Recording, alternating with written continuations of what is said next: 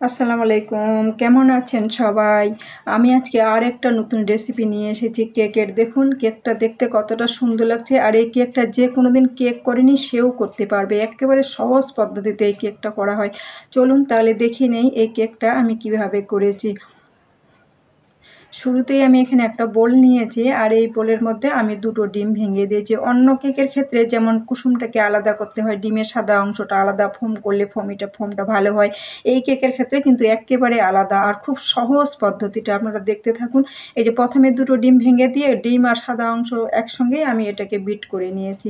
এভাবে কয়েক সেকেন্ড এটাকে বিট করে নেওয়ার পরে যখন একটুখানি ফমি ভাব হয়ে এসেছে তখন এর মধ্যে আমি চিনি দিয়েছি। অন্য কেকের ক্ষেত্রে যেমন চিনিটা বারবার দিতে হয়, দুবার তিনবার অল্প অল্প করে দিতে হয়, এই কেকের ক্ষেত্রে কিন্তু দেখুন একবারে সম্পূর্ণ চিনিটা আমি ঢেলে দিয়েছি।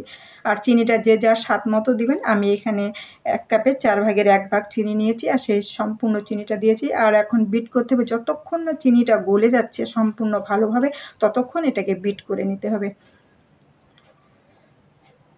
আর এই মাঝে মাঝে একটু থামিয়ে এই যে সাইডেরগুলোকে নিয়ে এসে মাঝখানে এইভাবে দিয়েছি, যেন শুধু মাঝখানে বিট হবে আর সাইডেরগুলো ভালো মতো বিট হবে না, সেই জন্য এই কাজটা 2-3 বার করে নিতে হয়েছে। এই যে দেখুন তারপরে এটাকে আমি আবারও বিট করে নিয়েছি। এখন এর মধ্যে আমি সামান্য 1 চিমটে লবণ দিয়েছি আর কয়েক ফোঁটা এসেন্স দিয়েছি। আমি এখানে ভ্যানিলা এসেন্স দিয়েছি, আপনারা আপনাদের পছন্দ মতো দিবেন। দিয়ে এটাকে আমি আবারও বিট করে নিয়েছি, যেন এসেন্সটা লবণটা ভালোভাবে এই ব্যাটারের সঙ্গে মিশিয়ে নিয়েছি কয়েক সেকেন্ড। তারপর এখানে আমি 3 চামচের মতো তেল দিয়েছি। তেলটাকেও আমি আবারও এখন ভালোভাবে আরও কয়েক সেকেন্ড মিশিয়ে নিয়েছি। তেল দেওয়ার পর কিন্তু আর বেশিক্ষণ এটা বিট করা যাবে না। এই যে দেখুন আমার এটা বিট করে নেওয়া হয়ে গেছে, আর এই যে ব্যাটারটা এরকম হয়েছে। আর যাদের ইলেকট্রিক বিটার নাই, এরকম হ্যান্ড উইক্স দিয়ে আপনারা ডিমটা চিনিটা ভালোভাবে ফেটিয়ে নিতে পারেন। আর অন্য কেকের ক্ষেত্রে যেমন ময়দাটাকে 2-3 বার চেলে নিতে হয়, এই কেকের ক্ষেত্রে কিন্তু একেবারে আলাদা। দেখুন আমি সরাসরি ব্যাটারের উপর ছাঁকনি বসিয়ে দিয়েছি, দিয়ে এখানে 1/2 কাপ ময়দা দিয়েছি আর 1/2 চামচের মতো বেকিং পাউডার দিয়েছি, দিয়ে এটাকে সরাসরি সম্পূর্ণটাকেই আমি চেলে দিয়েছি। যে 2-3বারে অল্প অল্প করে মেশাবো তা না, সম্পূর্ণটা আমি দিয়ে দিয়েছি ময়দাটা একবারে। দিয়ে এটাকে ভালোভাবে ব্যাটারের সঙ্গে মিশিয়ে নিয়েছি। আর এই ব্যাটারটা এরকম দেখছেন আঠালো আঠালো টাইপের, কিন্তু এখানে আসল জিনিসটাই কিন্তু এখনও পড়েনি। চলুন এবার গ্যাসে যাব, গিয়ে আসল জিনিসটা করি, করে সেটাকে এই ব্যাটারের মধ্যে দিবেন। তারপরে দেখবেন একবারে খুব সুন্দর একটা কেকের ব্যাটার হয়ে যাবে। এই যে আমি গ্যাস জ্বালিয়ে দিয়েছি, দিয়ে প্যান বসিয়ে দিলাম, দিয়ে এখানে আমি 1/2 কাপ দুধ নিয়েছি আর 1 চামচের মতো বাটার নিয়েছি। আর এই বাটারটা দুধটা ভালো করে গরম করে নেব, একদম দুধটা যেন টকবক করে ফুটে আর বাটারটাও সুন্দরভাবে মিশে যায় দুধের সঙ্গে। এই যে দেখুন এইভাবে আমি যেভাবে দেখাচ্ছি ভিডিওতে, এইভাবে ভালোভাবে দুধটাকে মিশিয়ে নিতে হবে বাটারের সাথে, আর একদম দুধটা যেন টকবক করে ফুটে। এই যে দেখুন এটা আমার একদম হয়ে গেছে। আমি এখন গ্যাসটা বন্ধ করে দিয়ে আর এই গরম অবস্থাতেই এই ব্যাটারের মধ্যে ঢেলে দিতে হবে।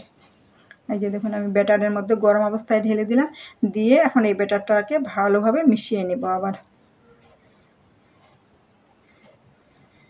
এই যে দেখুন আমার এটা মিশিয়ে নেওয়া হয়ে গেছে। আর এই যে ব্যাটারটা দেখতে পাচ্ছেন এখন কতটা একদম অতটা গাঢ়, আগে যতটা ছিল ততটা নয়, আর একদম ফ্লাপি টাইপের হয়ে গেছে।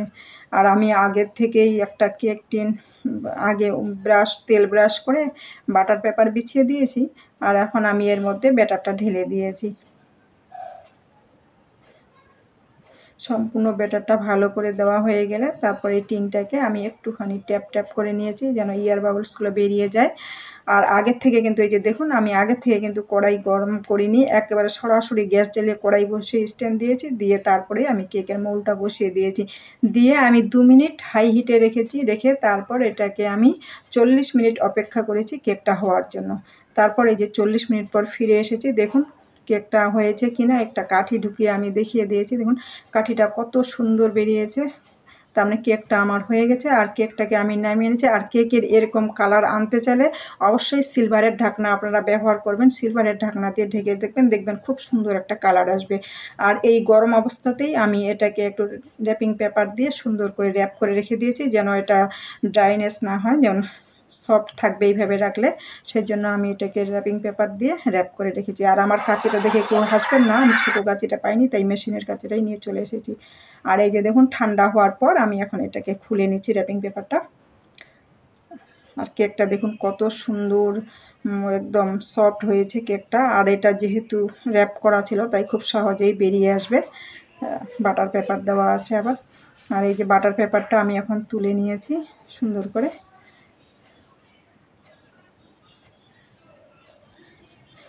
আর এই যে আমি কেকটা একটু আপনাদের কাছ থেকে দেখিয়ে দিয়েছি, দেখুন কতটা সফট, কতটা নরম হয়েছে, কত সুন্দর। আর আমি এটাকে কেটেও আপনাদেরকে একটু ভিতরটা দেখিয়ে দিয়েছি। আমি একটা পিস কাছ থেকে আপনাদেরকে দেখিয়ে দিয়েছি। এই যে দেখুন ভেতরটা কতটা সুন্দর হয়েছে। এটা বিকেলবেলা চা দিয়ে খেতেও ভালো লাগবে, বাচ্চাদের টিফিনে দিলেও ভালো লাগবে। আর ভীষণ টেস্ট হয়েছে কেকটা খেতে, খুব সহজ পদ্ধতি আর খুব সাধারণ উপকরণ, অল্প কিছু উপকরণ দিয়েই দেখুন কত সুন্দর একটা চূড়ার মধ্যে কেক হয়ে গেল, কত সুন্দর। আপনারা সবাই ভালো থাকবেন, সুস্থ থাকবেন, আপনাদের সবার জন্য অনেক অনেক দোয়া রইল, আমাদের জন্য আপনারা দোয়া রাখবেন। আর এইভাবে কেক করে বাড়িতেই খাবেন।